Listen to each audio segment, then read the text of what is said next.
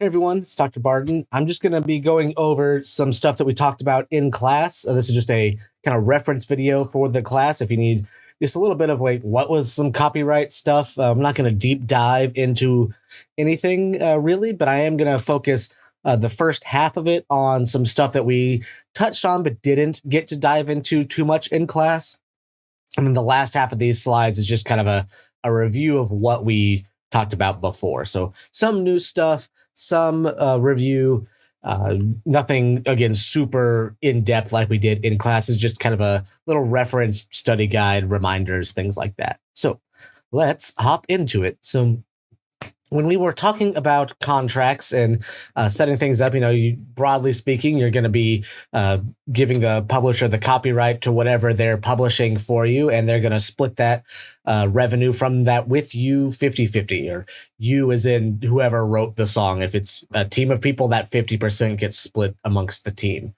However, you don't have to work with a big established publishing company. You can, publish your own stuff, basically make your own company from there. So these are steps, and I stole these directly from the textbook, so I can't claim that they're mine in any way, but some steps to be able to make a publishing company and have most, if not all, of the stuff handled legally and tax-wise. So again, the first thing you want to do is register with a PRO. ASCAP or BMI are probably your best bets to start off with, and just as an artist. All right, get that established, get in all of that system, ready to go from there. Once you're registered with them and you get approved, you'll want to get an IPI, or the interested party number, and broadly speaking, this just kind of lets the people be able to identify you specifically and get in contact with you. Whenever you're registering stuff with them, you'll see there's a little number next to your name or the publisher's name. That's what that number is. So once you're with them and you've got all of that set up, you can then register your publishing company. All right, so you want to set it up. It can be it's something incorporated, a limited liability company, whatever kind of thing you want to set it up is, that really doesn't matter. But you want to have this registered business on the books for, bank accounts, taxes, all that kind of stuff. If you're only publishing your stuff and that's it, that's not the most necessary. But again, we're talking about, money coming in with the IRS and, licensing, copyright. There's a whole bunch of legal stuff to it. So I would definitely recommend registering that company, so that way it does in some way exist and you're not going to run into legal issues down the road. So again, it helps with taxes. If you need a bank account for that company, you may have to register it. Things like that. That's usually a pretty early step. Get that set up from there. The next thing is, again, you can register your copyrights and things that you're doing through the business with the government. Again, you're not required to do this for most things. However, again, it helps with tax stuff. Businesses, again, can be taxed a lot on owning copyrights and things like that. So when in doubt, play ball with the IRS. Don't try things and, you'll find out basically. So you'll register what have the copyright for and what you're publishing with the Copyright Office in Washington, D.C. And again, that'll just make it very clear as to, I own this and I'm publishing it to do X, Y. Just having all of that very clearly set up there can prevent people from taking advantage of it. It's not always the case, but broadly speaking, it'll help, and again, make things very clear. So if you need to enforce your copyright, it's already on file with the government with its associated numbers, and all that is makes things much more in your favor. And then from there, once you've got all that stuff registered, ready to go, get back in contact with that PRO. So if you registered with ASCAP before, you can get in with them and register as a publisher now that everything officially exists. So doing it that way, you can get all the artist copyright and the publisher copyright income from that PRO. And then as the publisher, you can go out and get the music to places, reproduce it, authorize performances, all that kind of stuff, and get the income from that outside of the PRO, but these are some general steps that you can set up there to go down. I realized I forgot to say step 1, step 2, step 4. No, why would you do that, computer? Step 4 and step 5. There we are. A little more consistent formatting. Moving on from there, we spent a good amount of time last class looking at some contracts, specifically a single song contract, which I'll talk a little bit more about down below. It's more of a, okay, what is in this? What do the legal terms mean? What's actually happening? What are you signing was the purpose of that class. So these contracts, they're all unique, but a lot of times they will follow a general template or have some standard items in there. Again, it depends on what gets negotiated between you and the company or your legal teams from there. So again, this is drawn up and it's agreed upon by everyone. So you should know what you're agreeing to before you sign it. So definitely read through it, make sure that you understand everything beforehand. But it's going to go into detail about what exactly everyone is supposed to do, what they're responsible for, the timelines, how and when people get paid, if the contract gets broken, what happens, things of that nature. It's all very important, even if it is kind of boring from there. So then this is, again, once you sign it, it is all legally binding and it's a set of rules that both sides have to break. So if you break the contract, there are legal ramifications, whether that be, again, just paying some fines or you lose XYZ. It could potentially go up to jail time. Again, I don't know what's in the contract you might be breaking hypothetically, but just keep that in mind. But then also remember that is the other side is accountable. So if the company is not following the contract, you have rights and legal action that you can take to protect those rights. Because again, both you and the company signed the contract. You both have to follow those rules or deal with those consequences. All right.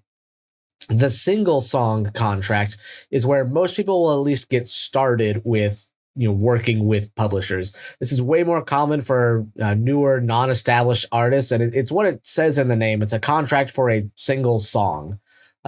Sometimes there may be a handful, but it's very small amounts. So you're not making like a full album over the course of years as you go. From there, it's usually for it's like a one and done kind of thing. This is great. Again, if you're not super established, you can just kind of test the waters, make a song, see what happens, go from there. In terms of advances, the money that you get up front, it's pretty small, usually a few $100, nothing crazy. We'll talk about advances on the next slide. But again, it's usually for just a single song, and that is the core from there. A lot of times, again, the publishers will want the copyrights, and those terms in the contract will tend to favor the publisher just because it's for a single small thing instead of a longer term deal. But again, I'm speaking very, very broadly at that. Okay, advances. I mentioned this on the last side, and we talked about it a little bit, but didn't dive into detail in class. Because we were talking about, okay, when do you get paid versus not? So a lot of times when you're making these contracts and these deals, the company will pay you as the artist a little bit upfront. This can vary depending on the contract and how much you're making and how long the terms are and all of that. They're effectively prepaying you for the work. It's like a deposit, but not quite. Again, you're getting paid upfront for money that you will be making down the line. So once, if you break the contract, if you don't make the song or, don't make it quick enough, you may have to pay that back or have other fines. It is a problem. It's not just free money that you get. You have to, make the content from there. So again, sometimes this can be designated to specifically be, hey, here's some advance for studio time or whatever you might need to help make this song. Or it could just be, again, money for you as the artist to have and use as income. Just read your contract to figure out the details of that.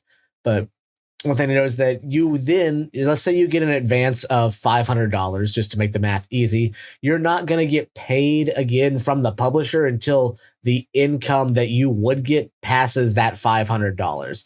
So let's say you get an advance of $500, and then 6 months later, all the money comes in, and then your half of that is 1,000.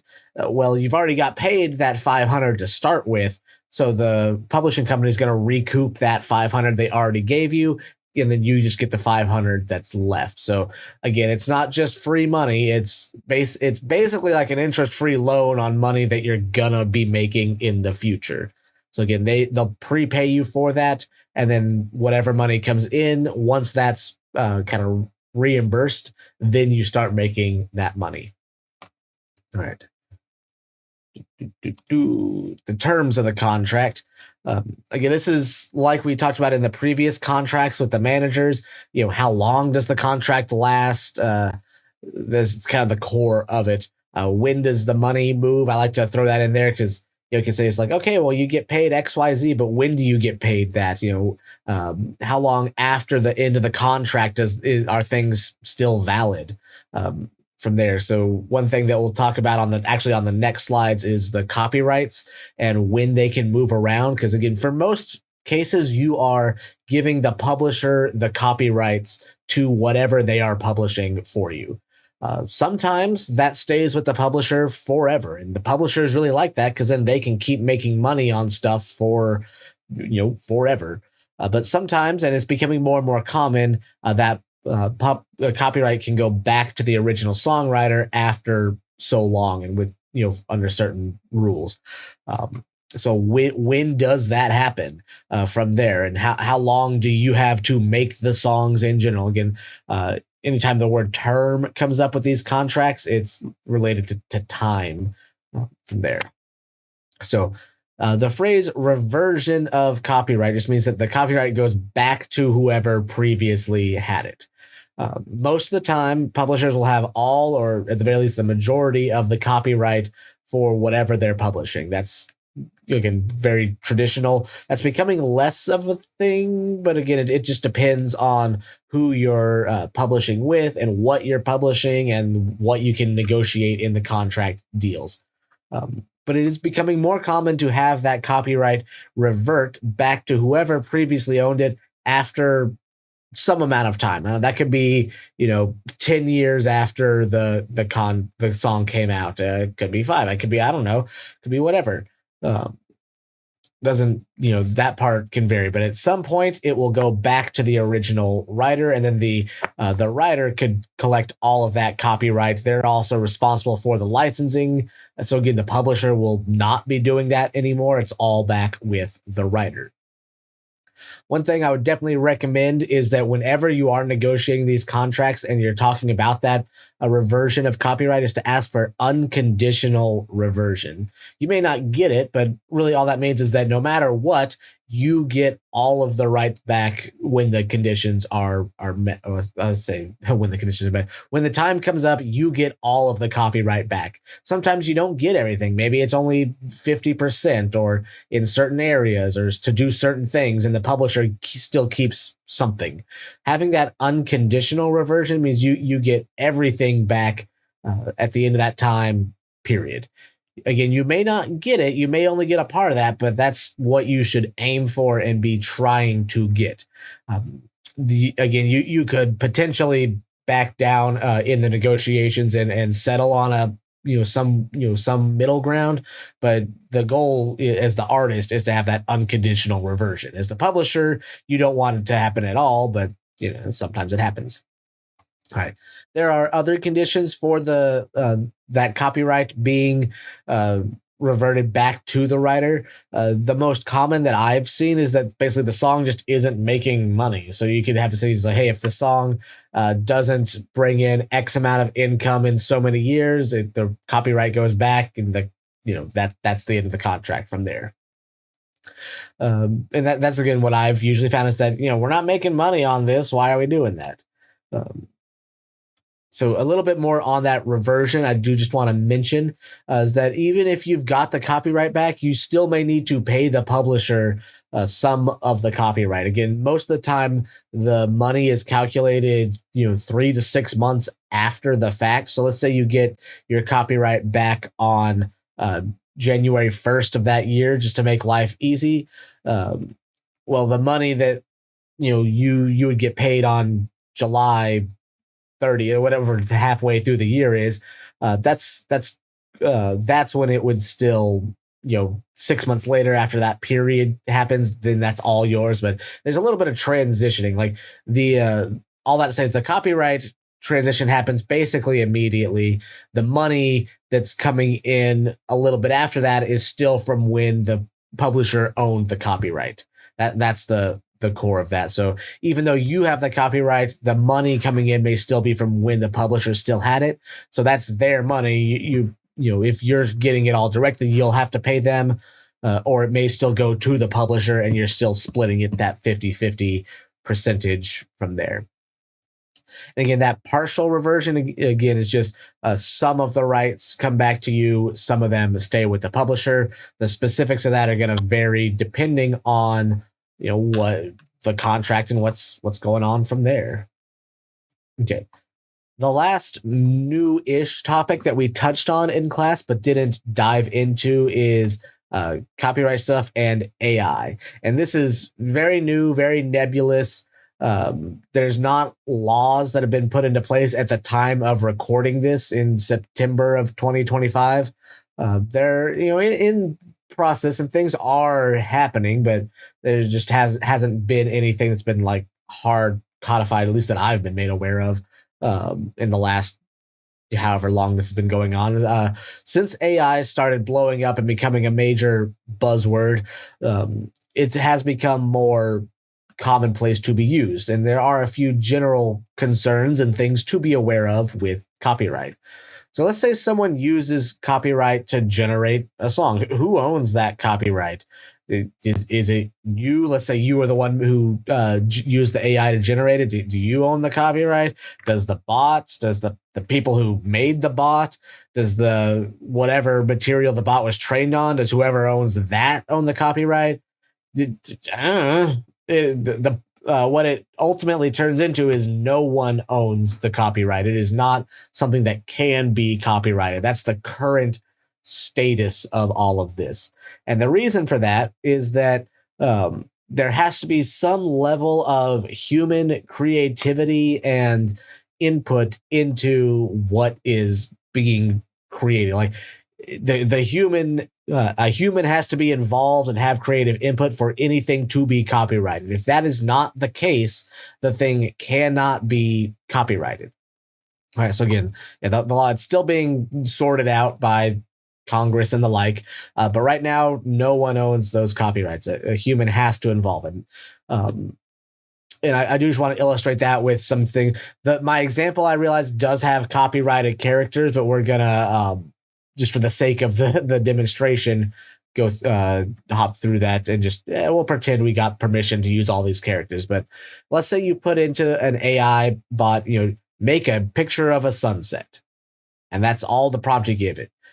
You really wouldn't have, like, you didn't do anything. You just said make a sunset. That's it. That's not having a creative input. Now, let's say you gave it instructions to make a picture of a sunset on Saturn, but also there's Optimus Prime and Rick Sanchez fighting in a massive laser space battle, and on the side is Betty White in a bikini cheering for them, and also Dante from Devil May Cry is in there somewhere. Like that's again, we're stealing a lot of. I'll not say stealing. We'll say we got permission to use the various trademarks and likenesses and all that of these characters. But that second one is a much more creative thing that you had to have some level of input in order to generate, instead of just make a sunset. So that latter one has a much better case for being copyrighted. Again, the fact that I'm using copyrighted and trademarked things in this example makes it a little more dicey. And again, we're not going to deep dive into that. The thing I want you to take away is you have to have some level of creative input to the AI portion to have any chance at getting copyright. I'm not going to like deep dive into them as much as I did in class here, but I have two different cases at the moment. And this first one here, basically all that's saying is that, again, humans need to be involved in the creation of stuff. So the Urantia, I'm not super familiar with them and their core beliefs in general, but they're a religious group whose texts were, transcribed to them from whatever deity they believe in, and people just wrote it down. It's kind of there, but then they got upset when someone tried to use that, and they tried to sue them, and then the court of law said, well, if a person didn't make this, it was, given, bestowed upon them by a higher power. The human did not create anything. They just wrote it down. It can't be copyrighted. And that's the short version of that case. This other one down here, this is Naruto, the monkey. I think they're a crested macaque. Basically, Slater is a wildlife photographer. He was photographing some monkeys. The monkey came up and basically hit the shutter button on the camera while looking around with it and took this wonderful selfie. PETA then tried to sue Slater for copyright infringement because he published the photograph without the monkey's permission. PETA, I'm not even going to go into that. I'll let you sit with that sentence for a second. But ultimately, again, the same thing. Monkeys cannot copyright images on there. So again, this image from Slater, again, the monkey just cannot copyright because they are not a human creating the thing. If they were a person, then this would be held up in the human court of laws. And to my knowledge, there is not monkey copyright law. If you want to look into that, that would be cool. I don't speak macaque, so I don't know exactly what they would be doing from there. But again, the monkey could not copyright this image, so that's that. All right, AI and music. Again, this is getting back into so I mentioned we were talking about AI, but the core of it so far has been that you have to be a human to input creative, create something creative to get that copyright. If you don't, if either you're not a person or you're not having creative input, it cannot be copyrighted. So if you want to use AI to create the music, again, you need to be very specific and have,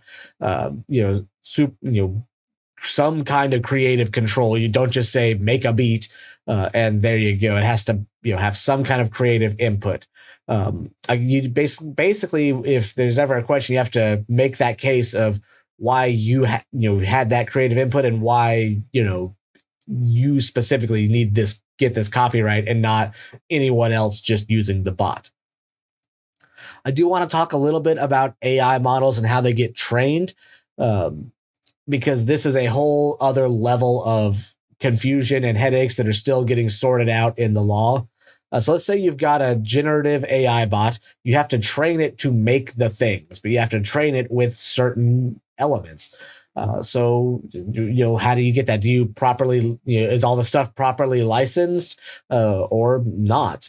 Does the AI output, is it like a derivative work of the original? Is it fair use? Is it? I don't know. You can kind of see my thoughts down in the last bullet point there. But what if the AI bot's pulling from things on the internet and it's violating copyright without the creator of the bot's knowledge, or the user doesn't know that they're doing that? What happens then? What if the AI creates a sound alike of another artist without their permission? Who owns these copyrights? Who's responsible for the infringement? That's the confusing part right now, and that's what's kind of in the case of the court of law. So it's on a very case by case basis until those laws get sorted out. So there are things that are important to know, and again, you don't want to violate the copyrights whenever possible. You shouldn't be going through that with the goal to violate copyright law. But just think, okay, what did you need this as part of the creative process, and what elements did you use from it? How creative, how much input did you have? All those kinds of things we've been talking about, and do your best to make the case for it.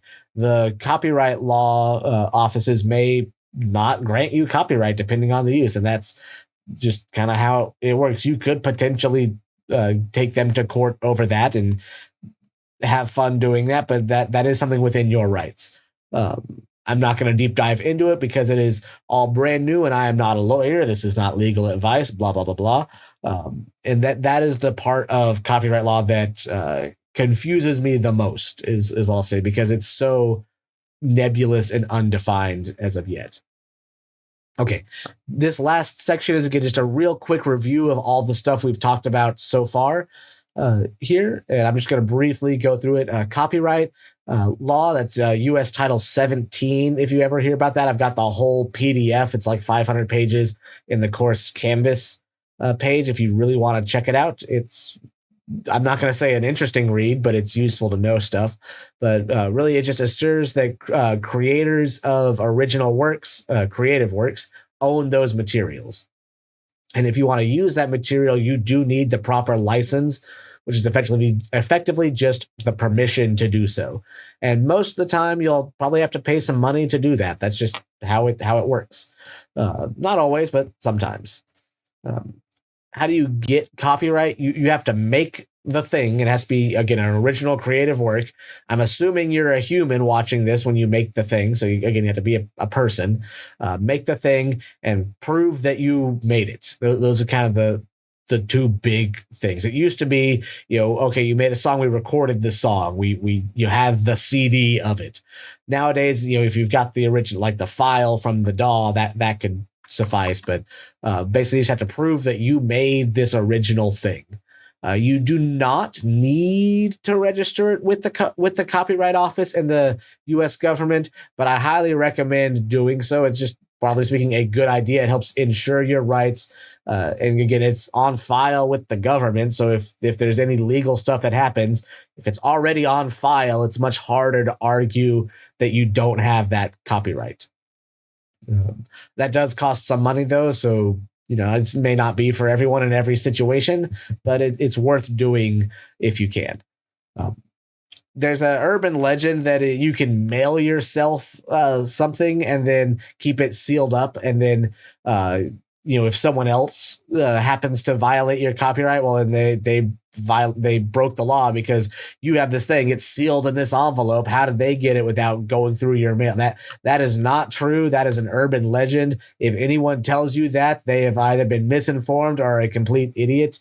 Like, that is not how that works. It will not hold up in a court of law. Like, you have to make the thing and prove that you made it, and that's it. Again, registering with the government really helps. This urban legend did not a thing. Don't believe it. All right. So what does copyright do and what does it not do? If you have the copyright for a thing, you as that owner can control how the item is used, who gets permission to use it in certain ways. You can deny certain things if you don't like how that's going to be. You can choose who gets to see it and when, all those kinds of things. You also get to collect those proper fees for those licenses and the use of copyrighted material. So whoever owns the copyright is the person who can make the money off of it effectively. What does it not do? So these are things that are not copyrighted. And again, broadly speaking, we have stuff in the public domain, stuff that's fair use, and what I'm just calling common materials. And what each of those are, I have a slide for. Stuff in the public domain, these are very commonplace. They're everywhere. They're part of the public zeitgeist. Effectively, everyone owns the copyright to this, so no one can claim it.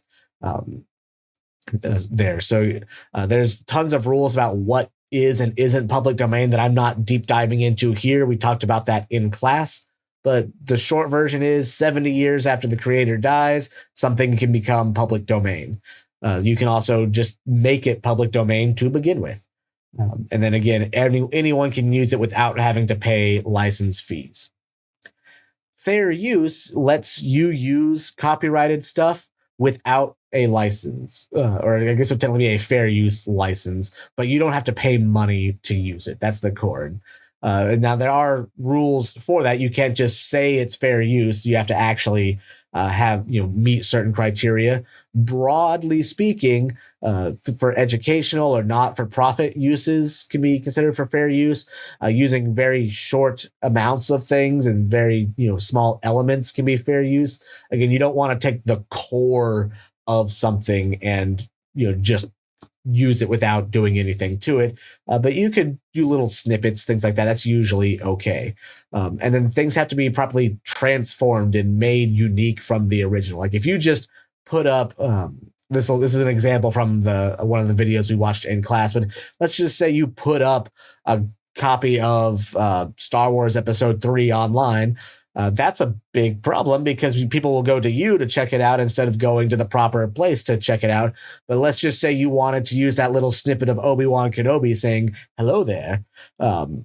That's probably okay because people aren't going to go to you just to see, just that little bit. That's just a little thing taken out of context, used in some other way for whatever else you're doing. That would be considered fair use instead of just putting up all or a good portion of the movie without doing anything to it. And then the last part on this slide, common materials. These are things that are just too broad to be copyrighted. So like a chord progression, a scale, an idea, concepts, things that don't really have that creative element to it can't be copyrighted. So one of the things I used in an example in class is that you could get a copyright on a chart or how some things are, arranged and compiled, but you can't copyright facts and information and things like that. That part can't be copyrighted, but the creative aspect of it can be. Okay. Enforcing the copyright law. Whenever there's some inspected copyright infringement, the first thing that happens is that the copyright holder sends a cease and desist, basically saying, hey, I think you're violating our copyright. Stop it. And then there may also be fines associated or implied, depends on how copyright was potentially violated. The alleged infringer can either be like, oh crap, my bad, and stop. And then again, potentially have to pay licensing fees.